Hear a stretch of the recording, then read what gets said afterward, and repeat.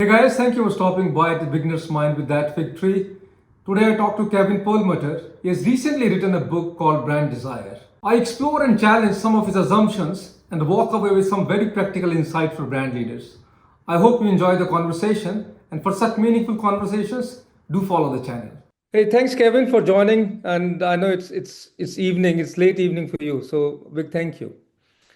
Thank you And for having me. I'm so thrilled yeah, that we're doing this. yeah, Kevin. Kevin, your book is, I think it brand desire. It really caught my attention, and I was kind of surfing through net on all the limbic, phrases, and it took me to Cleveland site explaining what the limbic system is. But anyway, we'll talk about later. Now, what problem are you trying to address through your book? What kind of what motivated you to write the book? Yeah, well, I've been in the business for a really long time. I worked at Interbrand. I was a leader in the New York Brand Strategy Group.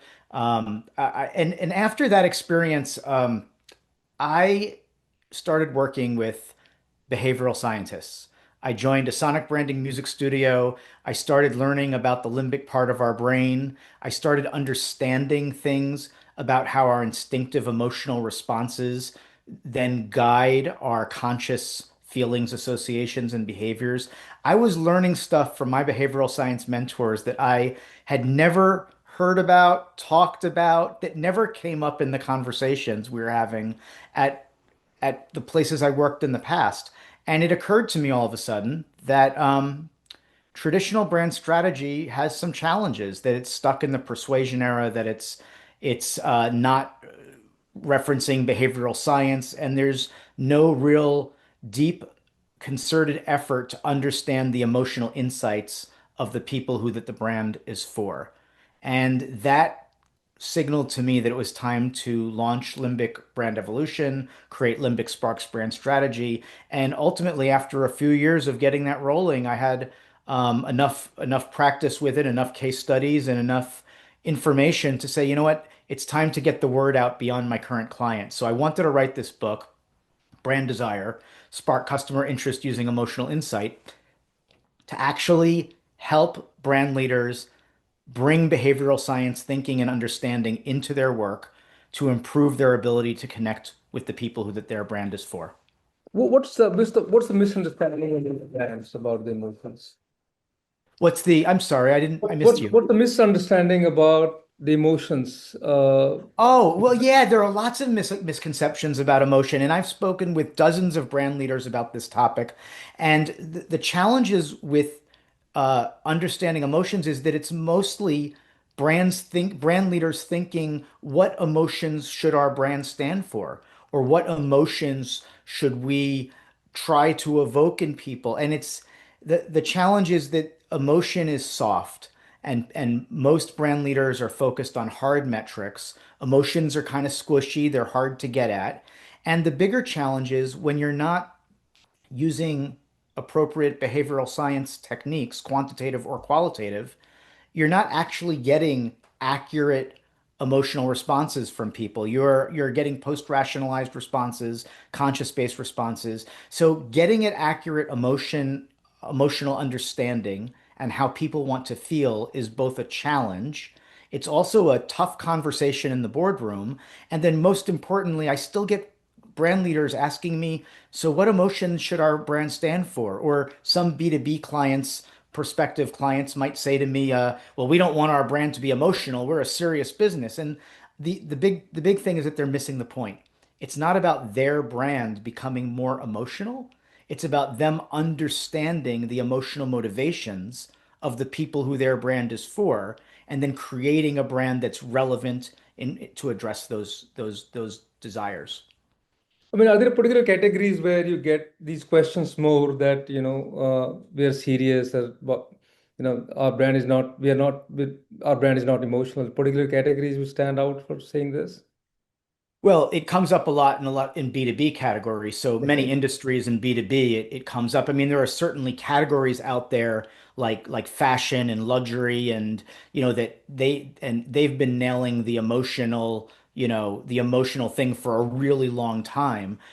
Their brands are rooted in capturing people's emotions, but the ones that do it best are not just trying to project themselves as something.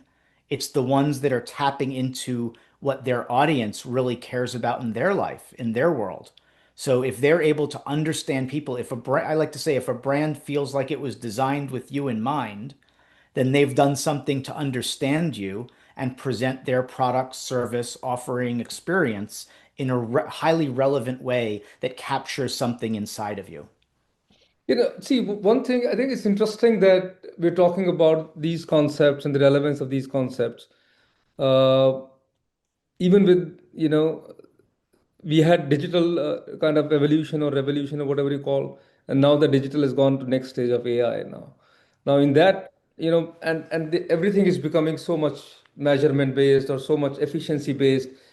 And so how do you, it's still, and it looks, everything is becoming so rational, even more rational than what it was earlier, isn't it?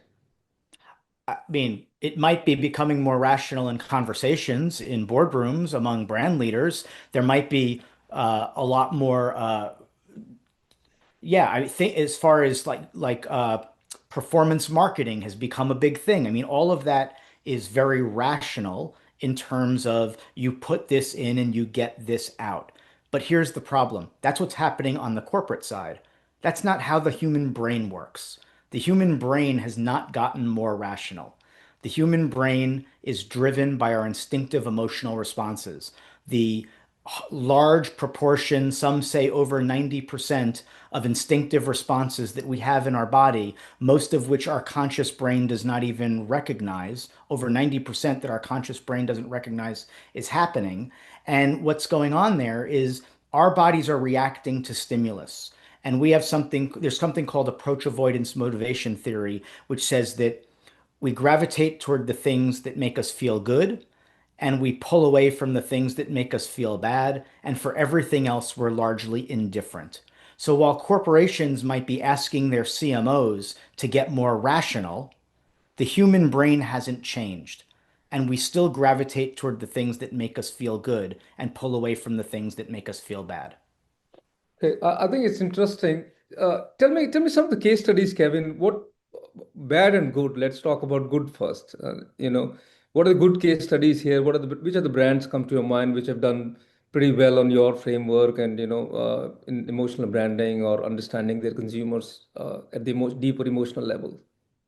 Yeah, well, in my book Brand Desire, there are full chapters of case studies of brands that I've worked with. But before we go into any of those, some of the brands that personally I feel are doing a great job because they connect with me in my life. I'll give you one example, which is Trader Joe's. Trader Joe's is a retail store, a shopping store, a supermarket in the US. It's consistently ranked among the highest when it comes to customer experience ratings. They have a loyal customer base that keeps going back for more. And it's because they truly understand what their customers are looking for. They source incredibly unique international products for their stores. They have a limited selection. They rotate out things that are new and interesting, and that people are interested in buying. They have a customer experience ethic that they hire people based on their attitude and who they are and the way they will respond to people. And then they encourage them to spend time with customers and ask them questions and to greet them. And when you go into Trader Joe's, like for me and my family, going to Trader Joe's is a family event. It's not just going grocery shopping. So that's a brand that's doing something incredibly well and is riding a good wave as a result of it for many years. Another brand is Ben and Jerry's ice cream. I Yeah, mean, very recently, Ben and Jerry's has had a situation where the parent company that bought them 20 years ago has I've sold them become. off, and there's some questions around whether Yeah. their values will be maintained. But for the last 20 years, this is a brand that's not only had a great uh, product, ice cream. Not only do they have incredible, fun packaging, engaging packaging, and names of ice cream flavors, but they've had a commitment to environmental policies, to social justice that they've maintained for decades. And that's a set of values, that's a set of experiences, that's a brand that I and many other people want to be associated with. Yeah, and what are the brands which are some of the brands which have not done so well, which kind of disappoint you? I know it may be a bit controversial to talk about it, but Yeah, let's talk about categories of brands yeah, that we sure. struggle with. There are a lot of brands in the telecommunications space, in the internet provider space that have hundreds of thousands, if not millions of customers, and they struggle to provide sometimes they struggle to provide a good customer experience. There are brands in, let's think of another category. Insurance is a brand that is traditionally challenging to deal with. Um, so it's some of these service-oriented brands where the Banking customer also, ex banking, sorry. banking.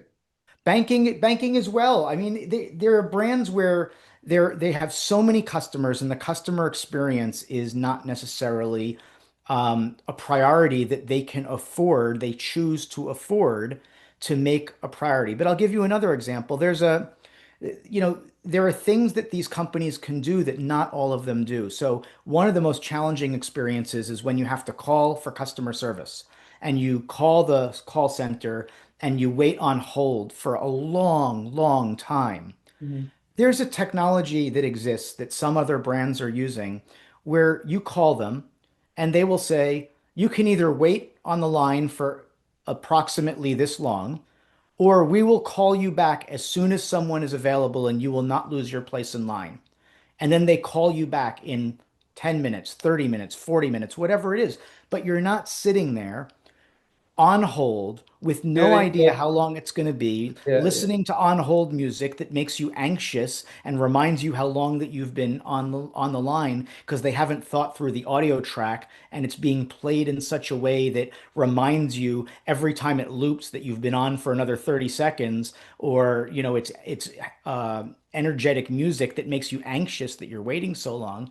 They haven't thought through the customer experience in a way that allows people to have a better experience. And the brands that do it best are the ones that treat you well even when you have a problem, because nobody buys from a brand expecting to have to call customer service and deal with an issue. So it's at that moment, that's the moment of truth for a brand. That's when a brand either comes to the table with a solution that makes you happy and makes you feel like a valued customer, or when they fall apart and you feel like you're a burden to them, or they just don't care enough to treat you well after you've committed your money to their product. no, I think it's pretty interesting. Let me ask you the thing with persuasion. Like you seem to have Mhm. issues with with the persuasion, right? I mean, I've done a lot of ad testing in my life, and I think persuasion was one of the key metrics. Yeah. And so fundamentally, when I heard that so what's this thing against persuasion? Well, let me clarify. I don't have a huge thing against persuasion. I mean, persuasion does work in a lot of ways, but persuasion ladders back to selling. And Hmm. selling is what traditional brand strategy is rooted in. Selling is about uh, unique selling proposition, proof points, and reasons to believe. All of these terms that we've heard throughout our career that are baked into the fabric of branding and marketing that guide brand leaders toward figuring out what their product and service is all about, what it's good at, what they believe it's good at, and then putting that in marketing and telling people this is why you should buy our offering, our product and service. Now, the challenge with traditional brand strategy is that people don't want to be sold to, and there's an infinite number of choices. And people connect with, let's go back to that theory, people gravitate toward things that make them feel good and they ignore things that are irrelevant or don't make them feel good. So, if a brand strategy is based on what you want to sell people and what you want to persuade people to do, it's not going to be as compelling as taking the time to understand people, understand their emotional motivations, understand the context of their life, and understand what would be meaningful and relevant to them so that you can position your brand in a way that addresses their needs, wants, and desire that you have discovered, not just the things that you want to sell people. So the challenge that I have with selling-based strategies and persuasion-based strategies is it's ignoring how the brain works. It's ignoring that we're driven, our emotional motivations are the drivers of our decisions and our behaviors. And if you can tap into people's emotional motivations and understand them and address them in relevant ways, you're going to have a better shot of connecting with them on an emotional level, not on a transactional level. But is it same? I know because your starting point is brain, human brain, and I don't think this differs across the cultures. I mean, everybody has the same, No, right? I So believe so. the cultural angle to it that some of the cultures, need a strong persuasion angle. Let's talk about above the line advertising, which is where a lot of spend goes. And I was in China for 6 years, and what I heard there that the advertisements will be more reliable when they show how the product works. Yep. Uh, because there is a lot of fake product in China, and if you show the product how it works, and then if it's a good brand name, it works better. So I think the persuasion angle was really baked in for an ad to be successful there. If you're going for a new launch, how do you advertise then? Well, let's go back to your example. There are ads that are persuasion based and that are selling in the absence of understanding exactly what would motivate people to desire that brand. There are ads that are showing the products and features that differentiate it and are also things that this brand leader has discovered is going to be something that the people who the product is for are going to want. You can create advertising that is both rooted in emotional insight and also persuasive. The challenge that I have is Okay. when the persuasion is not rooted in an understanding of Okay. customers Okay. Okay. and it's saying what the brand leaders need to say. And the way most brand work has historically been done has been through the lens of this is what our brand is all about and this is what we want to tell people and this is our why, and it is not necessarily connected to a deep behavioral science rooted understanding of what people actually care about. Are you a fan of measurements also, Kevin? I All the am a fan of measurements, measurement. like Yeah, I'm a fan of measurements. I'm a fan of measurement. I'm more a fan of insights discovery. I think the measurement is good. The rear view mirror information is very helpful. I have a lot of understanding about research methodologies, and one of the challenges that some brand leaders are dealing with, even though if they don't know they are, is that there are newer behavioral science rooted methodologies out there that are wonderful for discovering information that resides in our subconscious and that is about our emotional feelings, desires, and responses that traditional research isn't equipped to handle because conscious-based research can't get accurate details on subconscious-based brain functionality. I'm a big fan of measurement, but I'm also a big fan of using the right methodology for the job. There's a whole chapter in my book just on understanding and using behavioral science research when appropriate for the task at hand. for any particular marketing thinkers you appreciate? I mean, there are a lot of school of thinking. There is Kotler, obviously, which is the textbook, and I taught in a Yep. university using Kotler. And then Yep. I'm not sure whether you've heard of Byron Sharp, uh, Yep. who came with a little different way of looking at marketing and didn't really believe in brand love and all that stuff. So, Yeah. do you have any views on those side of I, equation? I'm not going to sit and talk about individuals and their approaches, but what I will say is there are approaches out there that are very focused on understanding people and understanding the most appropriate benefits. And then there are other approaches out there that focus on, that focus on what's your why and what, why, and how, Mhm. but doesn't include something like who. Okay. And I struggle with approaches that overtly or mistakenly or inadvertently deprioritize understanding of people when it Okay. comes to developing brand strategies. So there are definitely approaches. Like there's an approach out there that was just to name one. There's an approach out there that talks about jobs to be done. And jobs to be done is not necessarily a full-on brand strategy or framework, but understanding jobs to be done is very much in line with understanding people and their motivations and helping the brand leader understand how to position the offering and the experience so that it actually addresses what people are thinking and motivated by. I think that's a very appropriate framework, and I think it's very much in sync with the way I would want to approach things. I think that was by who's that? Clay Christensen, I think. I don't know, but I've spent a lot I'm not of sure. time on briefs with JTBT, we call it, jobs to be done.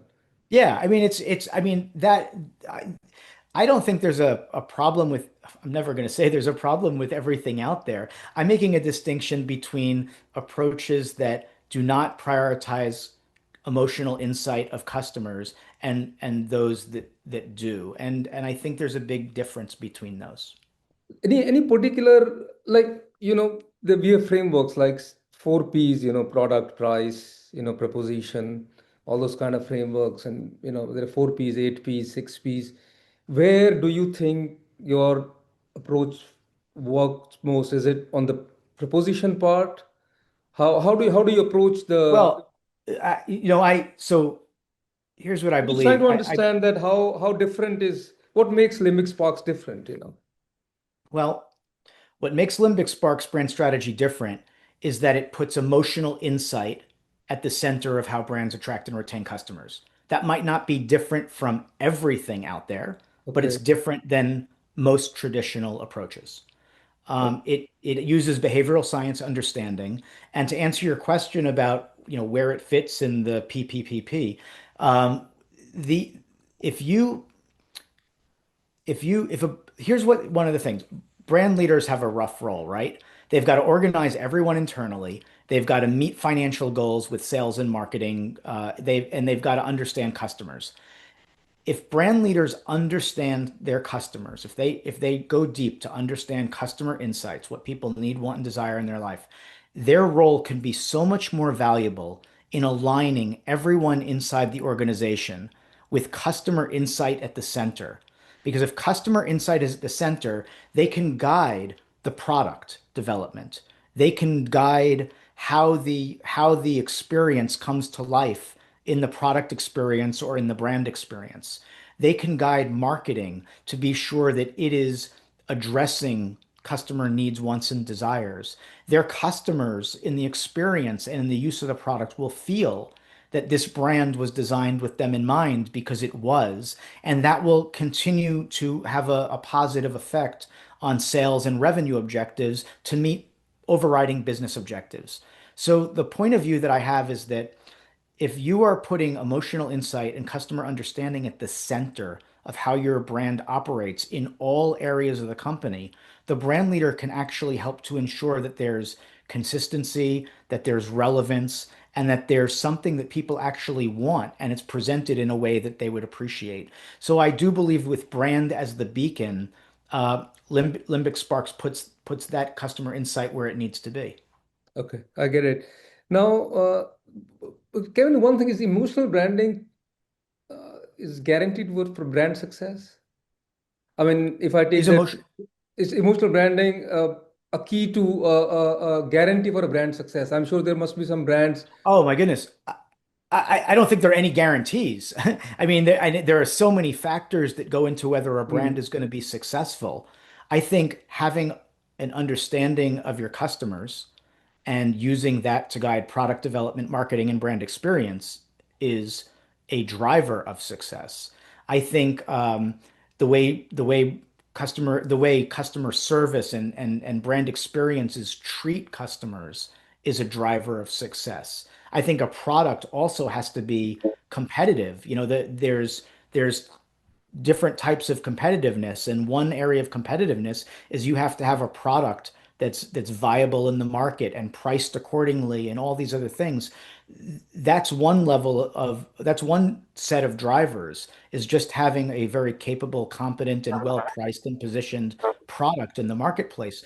But beyond that, there's all the emotionality that goes into the experience that people have with your brand.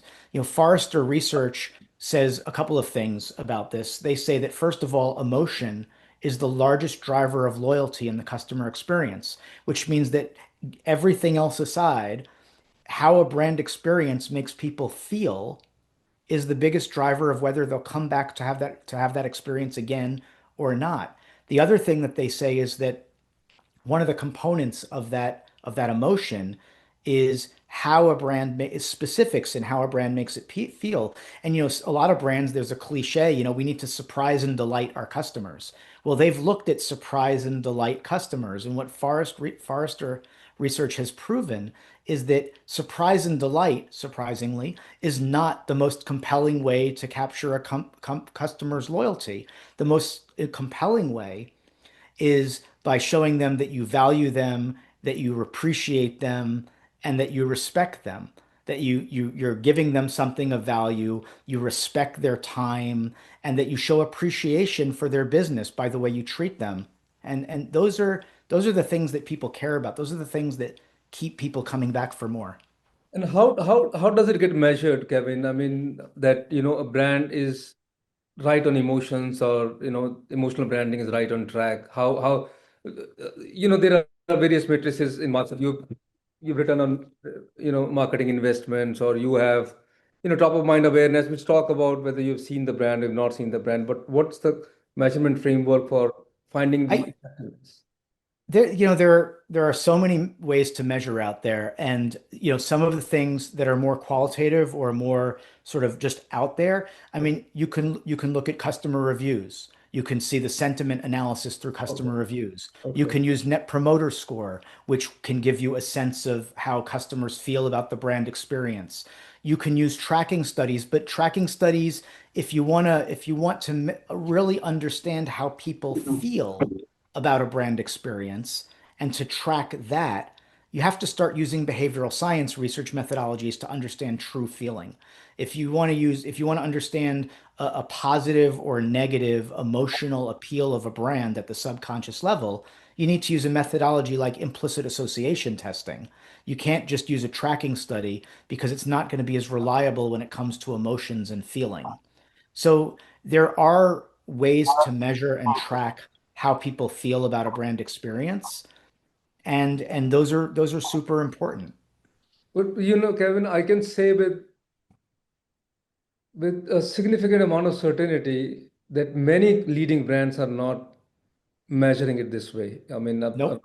they're still, and I've spent a lot of time in brand tracking myself, and Yeah, I and have as well. implicit testing and all that is was very difficult for us to sell, or even the marketers to buy. They wanted to go by. Why was that? Can you tell me why it was difficult to See, sell? they just found it bit fluffy and not measurable, and a particular number there, and it, This is what we talked about at the beginning when you asked me yeah, why that this hasn't taken root and why traditional approaches still persist. It's exactly that, because people hear, oh, we're measuring people's emotions. That's fluffy and loose and difficult to sell through to leaders. And this is one of the reasons why so many brands are either under leveraging or undervaluing or ignoring emotion and emotionally sensitive measures in their brand work. But that's what's kind of silly about it, right? Because we know how the brain works, and we know that the way people feel about something is the largest driver of whether or not they're going to come back to it or not. So you asked me in the beginning, why did I write a book? And this is the reason. The mm, reason is because the rational logic that has persisted in the industry for decades has not changed, but the science, the brain science tells us that there could be a better way forward if there was greater understanding of it. And the research methodologies have caught up to other research methodologies in terms of quantitative and cost, quantitative abilities Yeah. and cost. You can do an implicit association test quantitatively for roughly the same cost as any other brand tracking study that's customized. And there you get more accurate data. So this is the challenge is that there's not been large adoption or understanding of the science that would actually help brands be more successful. Yeah, I think you talked about Trader Joe, one example, which is good. I mean, are you comfortable talking about any particular example of the mainstream brands? I mean, look, Trader Joe, I'm not saying it's not mainstream, it's not in Asia. Like I understand. we have brands of P&Gs, Unilevers, or we have some telecom brands which are global. Like Apple is global and Apple does very well on the emotions. We know it. I mean, we Yeah, have, they do. I mean, but are they're there any other particular brands which you're impressed by? yeah, I would say that like Bose for me. Bose headsets, Bose Okay, speakers. both, yeah. Okay. Bose is a brand that they have solid quality and they have an incredible customer experience. I've had Bose products for many years. The quality has always been for a mainstream brand in that space, the quality is fantastic. And from a customer experience perspective, I had one or two issues with products over the years where I went back to the store. One of the products was broken by me, and I admitted that, and they're like, "Here, we'll replace it for you." And the other one was a wireless product that had a battery that was starting to run down, but it was out of warranty, and they're like, "We're going to replace it for you," because when a brand like that takes the time to care about customers and actually goes out of their way to recognize that replacing something that quickly with no discussion or hassle is a better business model than giving a customer who chose your product and paid for it a hard time. That's a great example. I would say another brand that's global that I really appreciate the way they treat their customers and the services that they put in place is Bonvoy by Marriott. Okay. But the global Bonvoy brand as an umbrella for Marriott and Sheraton and many other hotel brands, and also as their loyalty program. As a Bonvoy customer, they make it really easy to be part of that family and to earn rewards. What I love about their app is that you can search for a property, any property, any brand, anywhere in the world, and easily book and see different options. But then once you're connected with the property and your reservation is up and running, then you can connect with the property through chat. And like so personally, I have allergy issues. So whenever I stay at a hotel, I need to send instructions and hope that the housekeeping staff takes care of things, or else I'm going to have an allergy issue when I arrive. And what I love about Bonvoy is I'm able to chat directly with the property, and they'll respond to me very quickly and let me know that things are taken care of. I don't have to call, I don't have to worry about messages getting transferred. It's all within their system. And then take it further, they have connections with, say, American Express. And I have an American Express Bonvoy card where I collect additional rewards that go directly to my Bonvoy account. And I'm able to travel to these properties when I travel for business. I'm able to have perks when I travel with my family and, rooms that I get through miles. And it's a global ecosystem that I really find to be customer friendly, and they seem to have thought of everything. I think thanks. These are really great examples. Quick questions. Look, I watch a lot of ads these days. I don't because most of them suck. Yeah, So I do the skip ads button all the time. yeah, yeah. But is there particular something ad which sticks to your mind, which kind of lives up to your philosophy, or any particular brand which does above the line work which sticks to your philosophy? Anything which comes? Yeah, I'm trying to think. There was I don't focus on ads a lot either. I spent 16 years at ad agencies and I moved into brand strategy. And, Yeah, ads are a piece of the marketing puzzle and a very yeah, yeah, important one. But I'm thinking about holistic brand yeah, sure. experiences and yeah. Yeah. But one campaign, I don't know if it was global or not, but there was a campaign done several years ago for Snickers, which is Snickers satisfies, and it shows the change that happens when you eat a Snickers bar. And there was a famous ad that with Betty White, turning into this football player. And I mean, there are things like that that are really powerful. Um, I'm trying to think of, there are some I'm spacing on specific brand names, Right. but there are some specific auto ads that do a really good job Okay. of selling the benefit that they know people will want, sharing that benefit and helping people feel that it's a good one. So I'm gonna leave it there on the No, no, ads it's front. and so look, it's clearly, Kevin, you can't recall many ads. I can't recall many ads. It just shows Yeah. that the quality of ads. It's Well, really it's your it's fault or ad my fault. brands have to stand up with their product and their experience. And ads can do a good job of persuading and selling or whatever you want to call it. But if the experience doesn't live up to it, I care more about the experiences that I'm having with brands than the ads that they put out there. There are some ads that are funny there, but here's in the US we have the Super Bowl coming up in a couple of months. Yeah, And that's the Super Bowl in football is the Super Bowl of advertising. yeah, And yeah.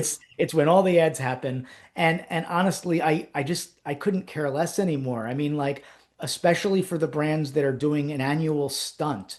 Stunts are not experiences. Stunts might be there for humor. They might be there for a quick emotional, Mm. tug, but brand experiences, product experiences, that's what sticks with people.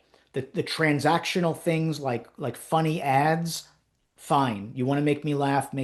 It's It's just one wonderful. touch point. But it's one touch point. It's the experience that you have with a brand day in and day out, and whether or not they live up to having a good experience and they're connecting with me in a relevant way. That's where it really happens for me. And that's where where brands have longevity with customers, No, not I stunts. totally get it because advertising agency they kind of earn their bread and butter on making advertisements, right? So they kind of blow it out of proportion how important they are. But and most a lot of marketers love doing advertising themselves and love sitting with creative agencies and think that this is. I've been asked questions many times. Oh, my advertisement was so good, but my sales haven't moved. Yeah, And my question was that your advertisement looked very good, but your product yeah. in the shop sucked, They were somewhere in the Well, corner. I was many years ago, 10, 15 years ago, I was at Interbrand. I was working on one of the largest brands in the US, and I was part of a team of many different agencies. And I remember being with the chief marketing officer at one of these ad agencies in a room, and they were, presenting these ad concepts that they wanted to produce. And the chief marketing officer looked around the room and said, "Where are the insights? Where are the insights?" Mm, And what she was saying is, I'm seeing very wonderful creative things, but mm. what I'm not understanding is what are the customer insights that are driving this idea? And I keep coming back to that. Where are the insights? And it's what Limbic Sparks brand strategy in my book is all about. It's about helping you understand the insights so that the ad you're presenting is not just a wonderful creative piece that might win a lion. It's actually something that's solving business challenges and connecting with customers. And please, I don't want anyone hearing this to think that I'm degrading the No, no, entirety of the no, get it. advertising industry, but Yeah. there are a lot of advertising creative people out there who are incentivized in their jobs to win creative awards. And sometimes that comes at the expense of solving business challenges. And other times they are stuck trying to do so with a creative brief that is devoid of customer insight. So how we write creative briefs is also a challenge, and that's not on the creative team or the agency. That could be on the brand consultant or the client. Yeah. No, I think it's good one. I mean, you're very clear. I mean, you're not degrading anybody out here. It's just a discussion and point of view we have, and everybody has limitations. Now, look, I just a small. If I and we talked about this earlier. If I come to you, Kevin, and look, Kevin, I'm launching wearable brands. Yes. Any wearable brand, and I come to you for advice. I have an idea. My product is getting ready somewhere in south of China. Now, how do we go about, making that brand emotionally resonate with consumer? What steps will you take? What steps will you advise me? Well, I'm going to start with a question for you as to where we are in the product development cycle. Are you making a product that you need to find customers for, or are you finding a product for your customers? It's a Seth Godin question, actually. It's, are we creating a product and then we're searching for customers, or are we talking with customers to understand what would make for a good product and then creating the product? So That, that, that's a, before I that's a answer your question, where are we in the cycle? that's a very fine question because I think in startup a lot of people struggle with that and they tend to go Yeah. other way. So I have customers. I have customers in, So you don't have a product yet and you have potential I customers. have Okay. customers and my product is getting ready.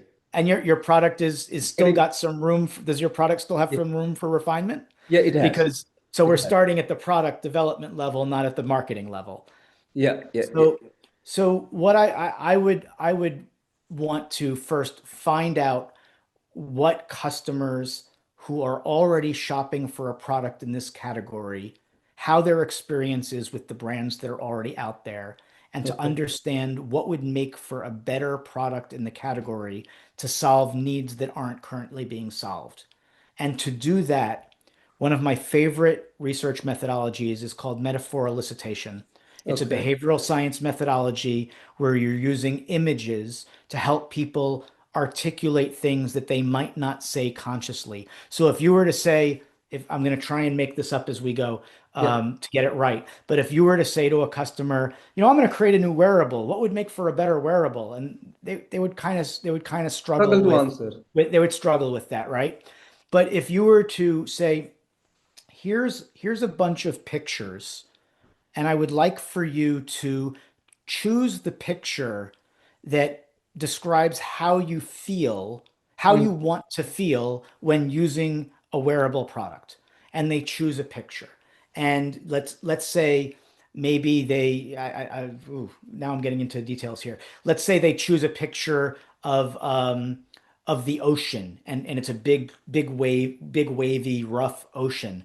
And you say, oh, describe the picture. Oh, well, it's a picture of a beach with an ocean, and the waves are really rough, and there are some people surfing, and there's all kinds of activity going on, and people are watching, and there seems to be a competition happening on that beach. And you say, oh, so why did you choose that to describe how you want to feel when you're wearing a wearable product?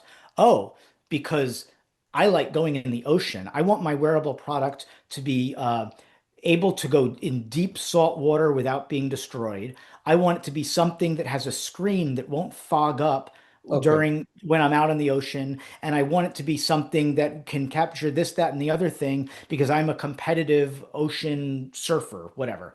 And then you gather all kinds of insights like this from lots of customers with different pictures. And all of a sudden you're starting to understand what would be most compelling in a product that Okay. your target customer is not getting from other products.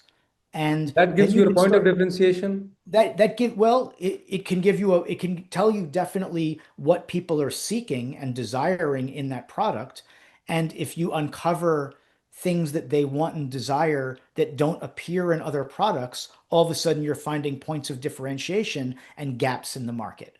So I love a methodology like that for innovation research, for understanding how to design a better experience or product for people. And then once you understand that, and then you start to gather more insights as to what people are going to use this product for and how they want to feel when they're using it. You go through all of this insights discovery and you start to align on the most compelling brand benefits that people would want and what the product would need to do and be and what the marketing and experience would need to convey to people it will do for them once that product is out in the market. And you can use that insight to guide your product development team, to guide the marketing, to guide the design of the product. There are so many things that you can use that insight for both product development and marketing, that when you come up with a product, there's a group of people who you've identified and they feel like this product was designed with them in mind, and the emotional benefits that you're hitting on in your marketing are the exact things that they were hoping for and might be missing from other products in the market. That's Yeah. how I would go about this. This I would sounds. really want to understand people and their needs before designing something or marketing something in the absence of that, especially if I was trying to invent a new experience in an existing category.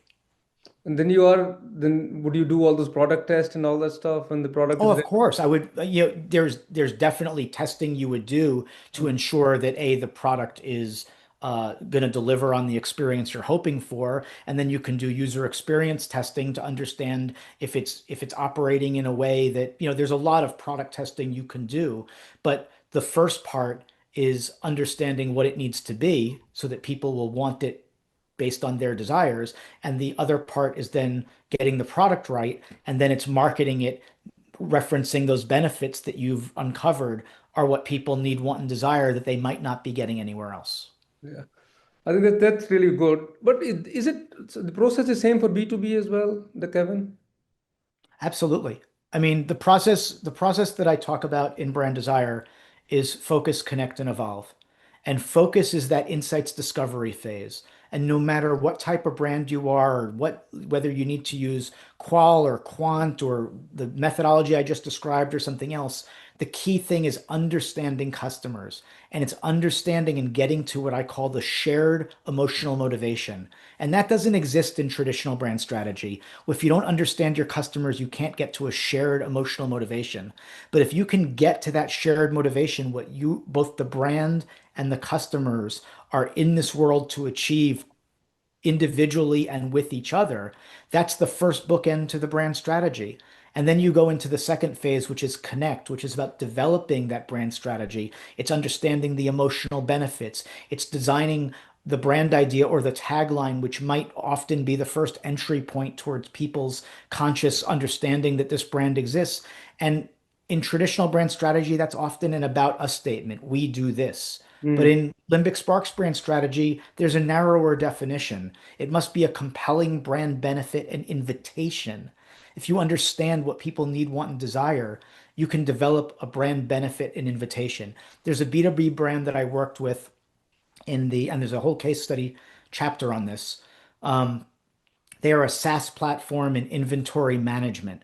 So Mm. they are a software platform that helps massive warehouses, multiple warehouses, seasonal variabilities, 50,000 SKUs, helps the inventory managers have accurate inventory levels at all time. And when I met them, their brand idea was relatively generic to the category, which is why they hired me. They recognized it needed to evolve. They were saying, we put you at the center of supply chain success. When working with them, I did this insights discovery phase. I interviewed a handful of their clients.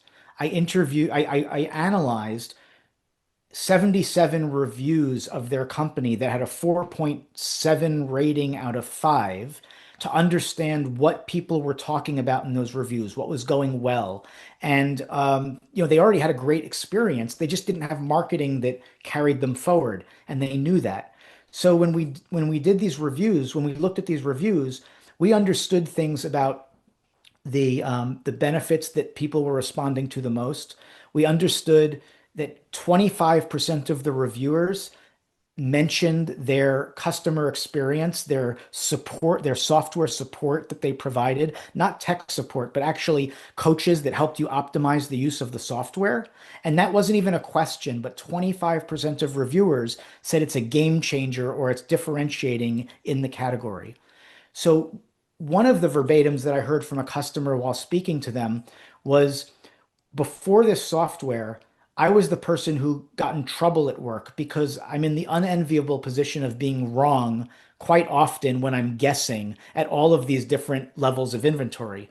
But with this software, I have 95% accuracy and I'm the hero. I'm the one who helps the CFO know exact inventory levels and spend levels for stock and making sure that the Salesforce always has in stock what they need. And this idea of being the hero in this service, we evolved their brand idea from "we put you at the center of supply chain success" to "be supply chain invincible." And "be Okay. supply chain invincible" is this compelling brand benefit invitation that taps into the soul of the people who their brand is for and how they want to feel at work. Yeah. And then there are benefits that correspond to that, like eliminating guesswork and maximizing inventory performance and an unmatched partnership that you won't get from any other brand in the category. So this is how you design a strategy rooted in emotional insight. And without that emotional insight, you end up with something maybe a little too generic, like "we put you at the center of supply chain success," which, that's what happens if you don't have specific customer insight, then you end up with something that's more generic because you can't be as specific as you would be with that insight. Fine. I think that makes a lot of sense. Kevin, I think kind of running out of time. I Yeah. mean, a few more Thank minutes. you for your time. This has been But a great no, discussion. but just one question I just want Yeah. to ask is that what is the laziest thing in modern branding, which you hope Yeah. branding will stop doing? Um, I'm going to change a word in your question. I mean, I feel like laziest is a dig. Oh, But I feel like one of the tropes in branding that people have spent a lot of time with over the last 10 or 15 years is "what's our why?"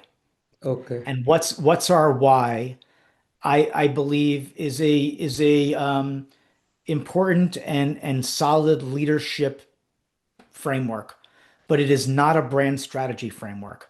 Because Okay. what's our why in the absence of who's our who is a half-baked brand strategy. And for brand leaders that have adopted this idea of "let's find our why," and they're doing it in the absence of understanding their who, they're missing a big opportunity. They're walking into a bar, they're talking about how passionate they are, they're talking about what they're excited about, what they're good at, and they're not having a conversation with the person they want to meet, and the chances of an emotional connection are slipping away. And you're a big proponent on want over like, something like that.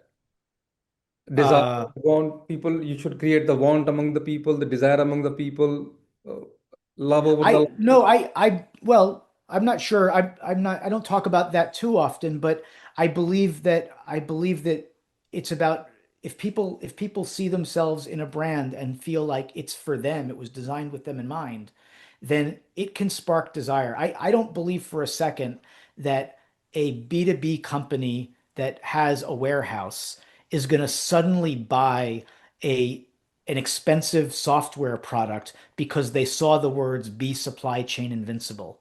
But I do believe that it will spark their interest. Their instinctive emotional response will be interest to find out more and to understand the benefits more deeply and to respond to that brand in a way because it taps into something that they truly care about and desire.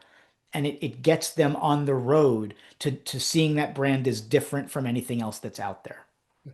Thanks, Kevin. It's a good note to end. Appreciate your time and wish you a good evening. I mean, it's 10 o'clock there, so wish you a good sleep as well.